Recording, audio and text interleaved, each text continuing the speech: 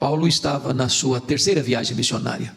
Depois de fazer uma viagem na província da Galácia, depois de fazer outra viagem na província da Macedônia e da Caia, agora Paulo se concentra na Ásia, e se concentra na capital da Ásia, a cidade de Éfeso. Éfeso era uma cidade marcada por idolatria. Éfeso hospedava o templo da grande deusa Diana, a deusa dos Efésios. Os nichos do templo, miniaturas do templo, era o principal produto de souvenir vendido aos turistas que chegavam todos os dias naquela cidade. Não bastasse isso, aquela cidade era marcada fortemente pela feitiçaria, pelo ocultismo. E Paulo chega ali, prega o evangelho e experimenta, irmãos, o que nós tanto desejamos hoje, um grande reavivamento espiritual. A feitiçaria entrou em bancarrota. As pessoas convertidas largavam a feitiçaria e queimavam seus livros de magia em praça pública. A palavra de Deus prevaleceu naquela cidade. Bendito seja Deus. E igrejas foram plantadas por toda a província, como Esmirna, Pérgamo, Tiatira, Sardes, Filadélfia, Laodiceia, Colossos e Herápolis. E agora Paulo, depois de recolher todas essas ofertas, está levando esta oferta para a igreja da Judéia. E quando ele chega na Judéia, ele é preso, ele é transportado para Cesareia Marítima e fica 2 anos preso, sob a acusação dos judeus. Ele opta por ser julgado em Roma, porque tramavam para matá-lo. E ele chega em Roma preso e algemado. E é desta prisão de Roma que ele escreve esta carta. E esta carta é a carta da igreja, é a carta eclesiológica mais robusta que Paulo escreveu sobre esta doutrina bendita. No capítulo 1 desta carta, Paulo vai mostrar que a nossa salvação é uma obra de Deus. Deus o Pai nos escolheu, Deus o Filho morreu por nós na cruz, e Deus, o Espírito Santo, aplica a redenção no nosso coração. E eu queria que você retrocedesse comigo ao capítulo 1, por gentileza. Versículo 13 e 14, ele diz assim: em quem também, está falando de Cristo, em quem também vós, depois que ouvistes a palavra da verdade, o evangelho da vossa salvação, tendo nele também crido, fostes selados com o Santo Espírito da promessa. Vamos ficar aqui no verso de número 13. Irmãos, hoje eu quero falar sobre o poder do Espírito Santo, e nós não podemos exagerar sobre a importância do Espírito Santo. Se não for a obra do Espírito Santo, nem você nem eu estaríamos aqui. Se não fosse a obra do Espírito Santo, não haveria nenhum salvo sequer na história. É o Espírito Santo quem regenera. É o Espírito Santo quem abre os nossos olhos espirituais. É o Espírito Santo quem arranca de nós o coração de pedra e nos dá um coração de carne. É o Espírito Santo quem nos batiza no corpo de Cristo. É o Espírito Santo quem nos sela para o dia da redenção. É o Espírito Santo que nos foi dado como penhor, como garantia da nossa salvação. É o Espírito Santo quem nos dá dons espirituais. É o Espírito Santo que age em nós e produz o fruto do Espírito: amor, alegria, paz, bondade, benignidade, mansidão, domínio próprio. É o Espírito Santo quem nos capacita com o poder para vivermos uma vida digna do Evangelho de Cristo Jesus nosso Senhor. E aqui nesse texto, ele está dizendo o seguinte: quando você escuta o Evangelho, a palavra de Deus, e você crê no Senhor Jesus, o Espírito Santo vem e sela você, carimba você, marca você, tornando você propriedade exclusiva de Deus. Primeiro, significa que quando você sela algo, você está dizendo: isso aqui é meu, ninguém toca, ninguém mexe. Por isso que a Bíblia diz que quem toca em você, toca na menina dos olhos de Deus. Você é propriedade exclusiva de Deus. Você está seguro nas mãos do Senhor Jesus Cristo. Segundo, o selo, sabe o que significa? Significa que você é uma obra genuína de Deus. Quando você põe um selo, você está dizendo: isso aqui tem qualidade. Você é uma obra exclusiva do Espírito Santo. Não tem mistura, não é coisa híbrida, misturada. Não. O que foi feito em você é obra de Deus. Não é autossugestionamento. Você não é um crente porque um dia você estava pensando, refletindo, cogitando, filosofando, e aí você descobriu que é maravilhoso ser crente, então eu resolvo ser crente. Não, o que aconteceu em você é obra do Espírito Santo. Mas em terceiro lugar, o selo, amados, significa que o que foi feito em você é algo inviolável. Então, o Espírito de Deus testifica com o nosso espírito de que nós somos filhos de Deus. Segurança da salvação, certeza da vida eterna. Aí diz no versículo 14 do capítulo 1 assim: o Espírito Santo, o qual é o penhor da nossa herança, até o resgate da sua propriedade em louvor da sua glória. Como Deus não é homem para mentir, como Deus não faz um compromisso sem cumpri-lo, como Deus não faz um pacto e uma aliança e quebra este pacto, essa aliança, quando você ouviu o Evangelho e foi convertido, o Espírito Santo foi dado para você como uma garantia solene, segura, inquebrantável. Deus diz o seguinte: o que eu comecei a fazer em você, eu vou completar até o dia de Cristo Jesus. Deus não começa um projeto e larga para lá.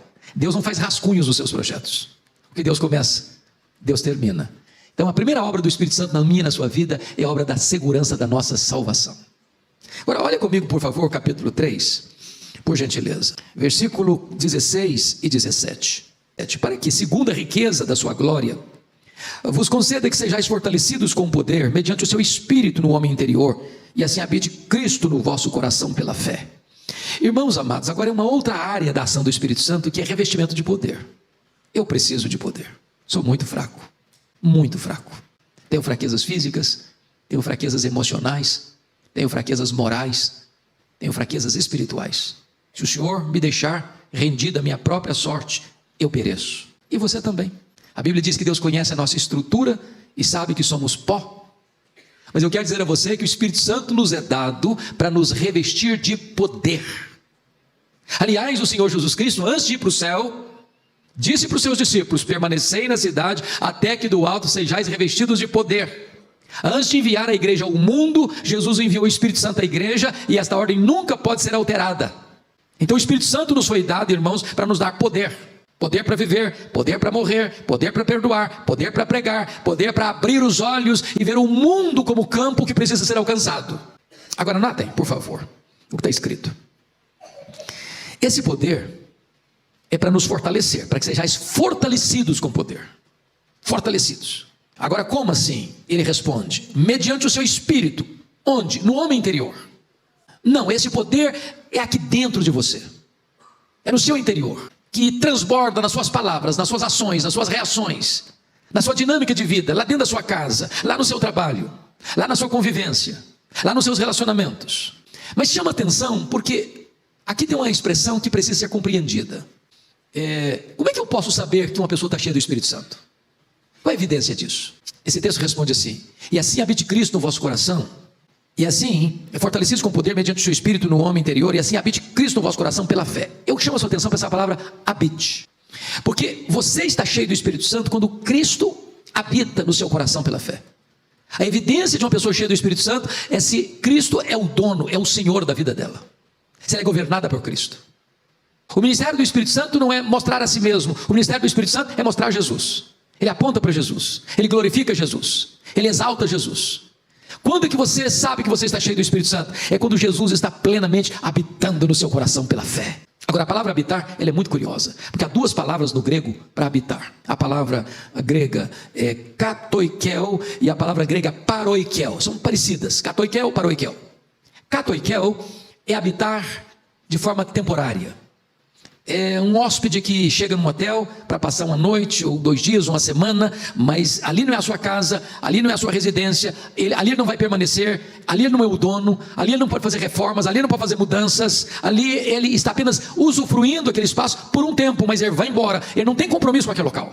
A outra palavra, a palavra paroikel, é habitar permanente. Você é o dono da casa, você mora nessa casa, você vive nessa casa, você é o dono dessa casa, você pode fazer reformas nessa casa, você pode fazer o que Neemias fez com os móveis de Tobias, jogar os móveis de Tobias fora dessa casa. Aquilo que não agrada você descarta dessa casa, aquilo que é necessário você traz para essa casa. A casa é sua, ela é sua residência permanente. É exatamente a palavra que aparece aqui. Sabe quando você sabe que está cheio do Espírito Santo? É quando você entrega todas as chaves da casa da sua vida, do seu coração, para Jesus e diz assim: o Senhor é o dono. O Senhor pode fazer a mudança que o Senhor quiser. O Senhor manda nessa casa. Essa casa que é o meu coração, que é a minha vida. E não entristeçais o Espírito Santo de Deus, no qual fostes selados para o dia da redenção. E o contexto aqui, meus irmãos, de não entristecer o Espírito Santo, começa lá no 25, é deixar a mentira, é falar a verdade, é tomar conta do coração para que você não se ire descontroladamente, que você não dê lugar ao diabo, você não furtar, você trabalhar, é não sair da sua boca a palavra torpe, mas só que for digna e pronta para a edificação. É você alargar a amargura, a cólera, a gritaria, a blasfêmia, a malícia. Essas coisas todas que estão ao redor do versículo 30 entristecem o Espírito Santo. Por que o Espírito Santo habita em você? Me permita explicar isso melhor. Quando você entrou nesse local aqui, esse local aqui nós chamamos de templo, de santuário. Há coisas que Aqui você não faz. Aqui não é um campo de futebol, aqui não é um teatro, aqui não é uma praia, aqui não é um shopping center. Aqui você toma cuidado com seus gestos, com suas palavras, porque você respeita esse lugar, e deve respeitar mesmo. Mas a Bíblia diz que Deus não habita em casas feitas por mãos humanas. Sabe qual é o templo que Deus habita? É a sua vida, é o seu corpo, é o seu coração. Só que quando a Bíblia diz que o seu corpo é o santuário do Espírito, a palavra grega não é santuário, porque a ideia é do templo judaico. E você sabe que o templo judaico tinha o lugar, o pátio dos gentios, tinha o lugar santo, e tinha um lugar santíssimo, onde ficava a arca da aliança, onde o sumo sacerdote só entrava uma vez por ano, onde a glória de Deus, a Shekinah de Deus descia. A palavra lá que diz que o seu corpo é o santuário do Espírito Santo, significa que o seu corpo é o santo dos santos, onde a glória de Deus habita. E se o Espírito Santo, que é uma pessoa, a pessoa divina, habita dentro de você, dentro de mim, eu não posso viver de tal maneira incoerente com a ação do Espírito Santo, porque se fizer isso, ele se entristecerá. Seria muita deselegância você receber um hóspede na sua casa e tratá-lo mal. Só que o Espírito Santo não é hóspede, ele é o dono da casa. E nós não poderíamos afrontá-lo com a nossa vida.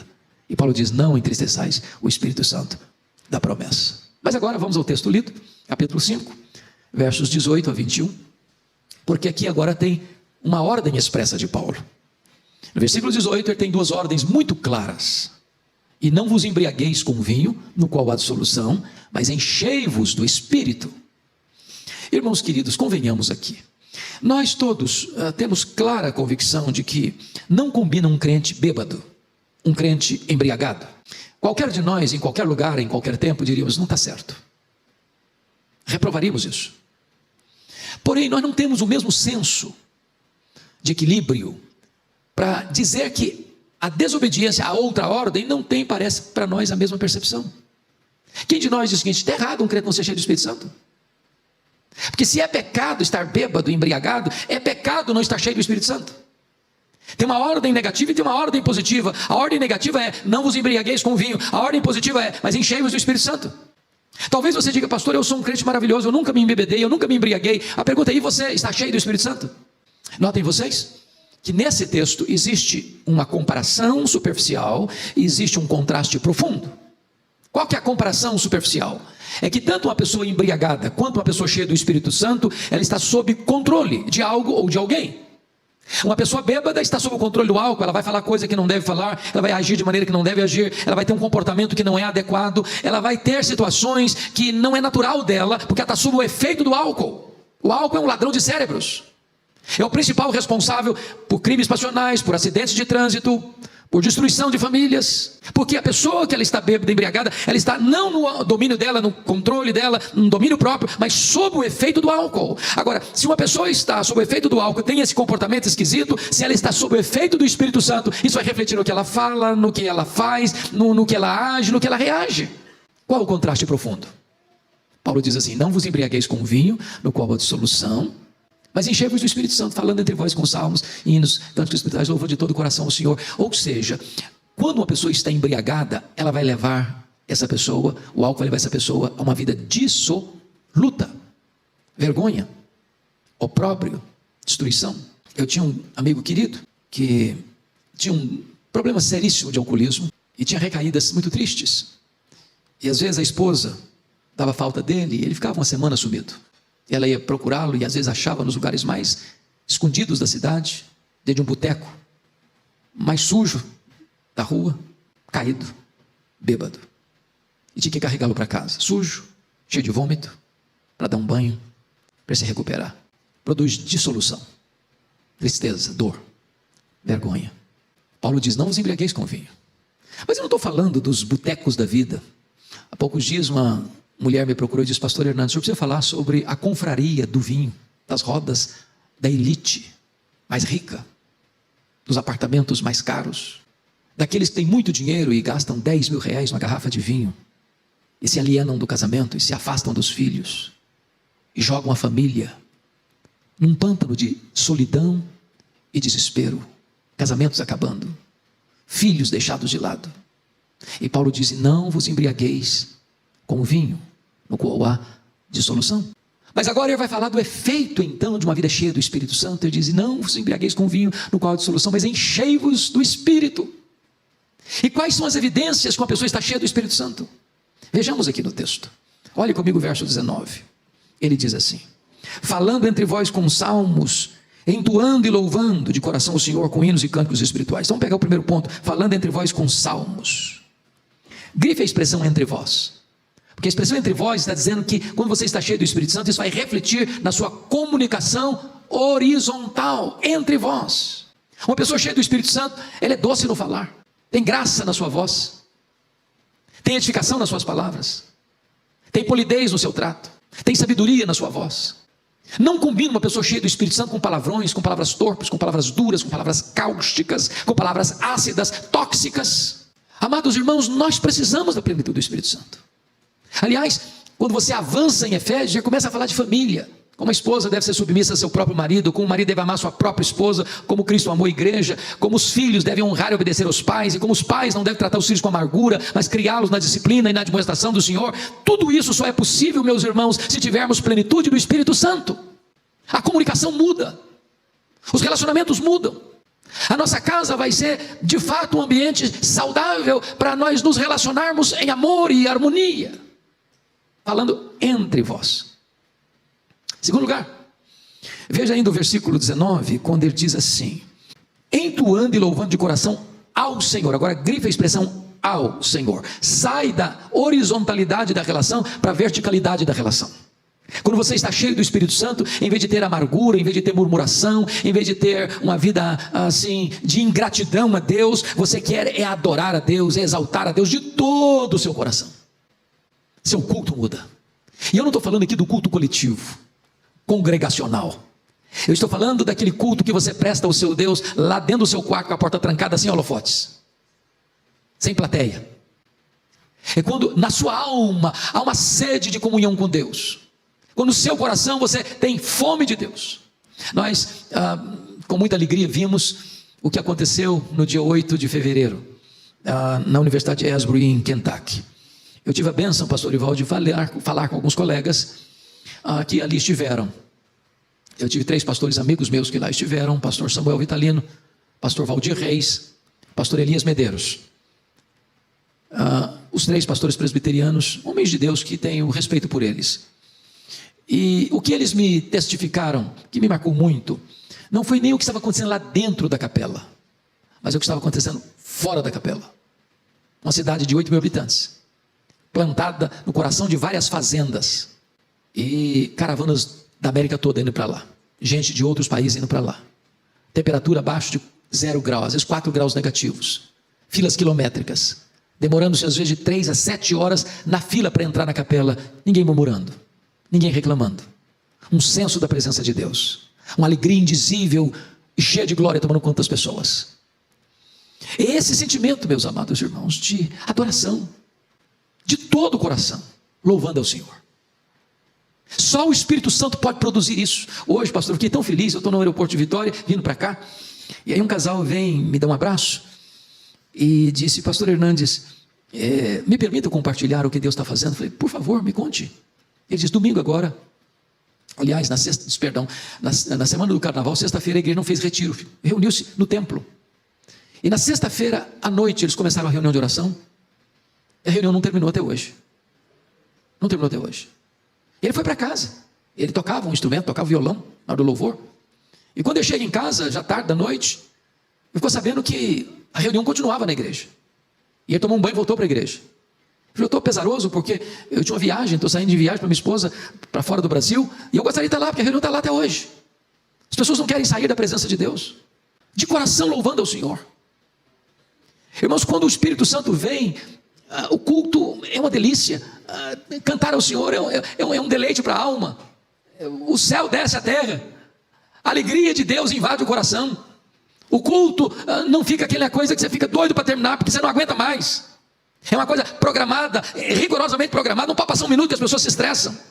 Oh, amados irmãos, nós precisamos do poder e da plenitude do Espírito Santo, para que Deus seja o amado da nossa alma, o prazer do nosso coração, o deleite da nossa vida. Sou grato a Deus porque esta igreja, por convocação do nosso pastor Arival, dia 12 agora, está planejando, louvado seja Deus, ter um tempo de oração, começando às 8 horas da manhã, indo até às 20 horas. Isso é o planejamento humano, mas se Deus quiser, passa a noite, passa a madrugada, passa a semana. Mas notem comigo uma terceira característica de uma pessoa cheia do Espírito Santo. Versículo de número 20. Dando sempre graças por tudo a nosso Deus e Pai, em nome de nosso Senhor Jesus Cristo. Irmãos, dar graças em tudo não é simples e nem é fácil. Nós não temos condições de fazer isso, a não ser que o Espírito Santo nos encha, nos revista e nos capacite. Mas esse senso de entender que Deus está no controle, que Deus é soberano, e ainda que a providência seja carrancuda, a face de Deus é sorridente sobre nós, e você começa a dar graças a Deus, graças a Deus, graças a Deus. E eu não sei se você veio aqui hoje e tem motivos para dar graças a Deus, mas o simples fato de você e eu estarmos aqui é motivo solene e eloquente. Porque a Bíblia diz que nele vivemos, nos movemos e existimos. Ele que nos dá vida, a respiração e tudo mais. É Deus quem dá vida, é Deus quem dá saúde, é Deus quem dá o pão, é Deus quem dá a veste, é Deus quem dá a casa, é Deus quem dá a família, é Deus quem dá os amigos, é Deus quem dá a igreja, é Deus quem dá a salvação. Tudo provém de Deus e você deve ter um coração grato ao seu Deus. Mas finalmente, você quer saber se uma pessoa está cheia do Espírito Santo? Se embriaguez produz dissolução. A plenitude do Espírito Santo produz comunhão, produz adoração, produz gratidão. E em quarto lugar, produz, segundo o versículo 21, olha aí comigo, sujeitando-vos uns aos outros no temor de Cristo. Produz uma vida de humildade e serviço. Não combina crente cheio do Espírito Santo de nariz empinado. Não combina. Onde tem soberba, o Espírito Santo não está presente. Onde tem altivez de coração, o Espírito Santo não está presente. Onde se olha o outro de tamanco alto, o Espírito Santo não está presente. O Espírito Santo nos leva até o Espírito de Cristo, que sendo Deus não julgou como usurpação ser igual a Deus. Antes a si mesmo se esvaziou, assumindo a forma de servo. Ele não veio para ser servido, ele veio para servir. Ele diz, aprendei de mim, porque eu sou manso, sou humilde de coração. Que Deus nos ajude, queridos, a sermos homens, mulheres, cheios do Espírito Santo de Deus.